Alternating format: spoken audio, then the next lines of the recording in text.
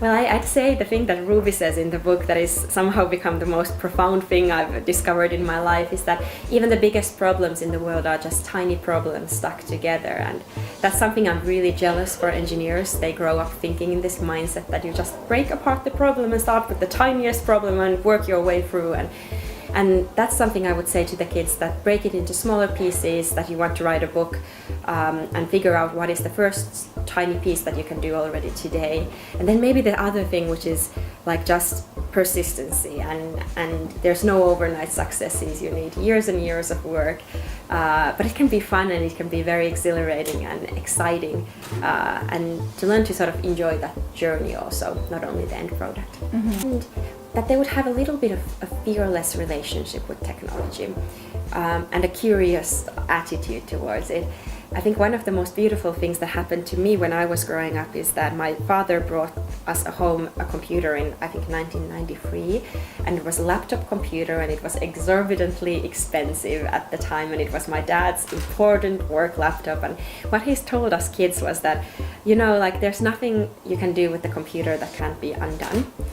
And at the time it was a really, really revolutionary thing to say, because computers were expensive, they were used for work, there was no backups, there was no Dropbox to like shield his work files. And as a result, we created poetry and we drew and we made websites, and we probably destroyed the operating system a few times, but we had this very curious and sort of hands-on attitude around computers. And I don't see that with modern day kids, because they are so shielded from computers. Computers are abstracted away to the point where they use applications like YouTube or Facebook, but someone else kind of designs the playing field and limits their creativity. So reigniting that curiosity and fearlessness towards technology is what I wish to do with my work. Well, I think if you're a parent and you're like worried that it's too late and whether your kid is getting the right kind of education, I think the good news is that there's a lot that parents can do also, and like just try it out with your kid. And one of the most distressing things I hear is when moms come to my workshops and they say like, oh, like mom doesn't know what a GPU or a CPU is or what a hard drive does, let's ask dad.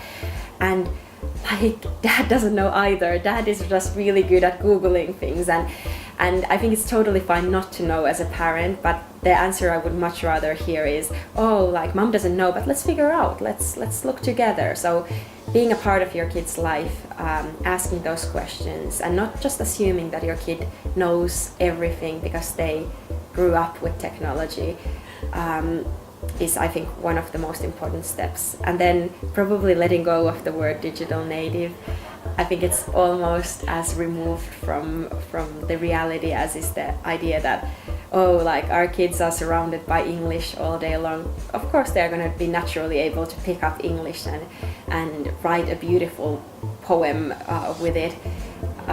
Instead of thinking like that, we still teach grammar for kids, we teach poetry writing, we teach them to use a language, and in the same way we shouldn't let our kids alone with technology. We should be an active part of their lives.